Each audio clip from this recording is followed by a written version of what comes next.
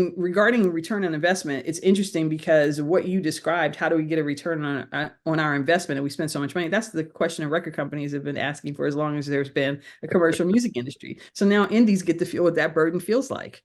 And honestly, there is not, in my opinion, a blanket answer to that. I think that Hmm. you have to treat once you decide to make this your professional career, you have to treat it like a profession. And so every year you need to be looking at your numbers and seeing where you landed and what your costs were versus what your income was from that. See what your profit and loss is and find out, are there places where you can cut fat, or there team members that you hired a little too soon? Is there something that you can outsource as opposed to having a full-time staff member in house?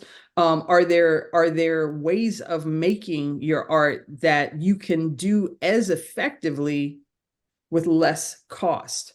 Mm. Sometimes a lesser known producer who is gifted, who knows his way around a studio, or is connected to an engineer who knows his way around the studio and is just mad passionate about what you do, is worth more to you, your development, and your sound than a big name producer. And yet Wow. that person's work would cost you a fraction of the cost.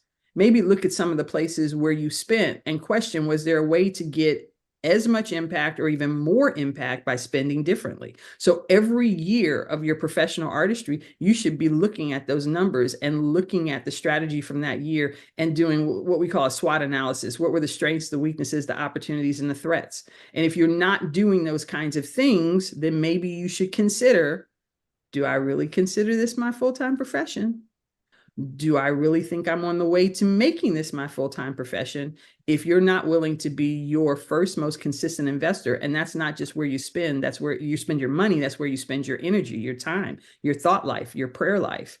If you're not willing to put in that kind of effort and energy, then maybe it's closer to a pastime or a hobby, Mm. which is a wonderful thing too. Great art comes from people who are pastime artists, Yeah. hobbyists, whose works will never hang in the Louvre, right? But they Hmm. have value in a home, or they have value for sale, you know? And so again, it's knowing who you are, but also being real comfortable with who you're not. Wow.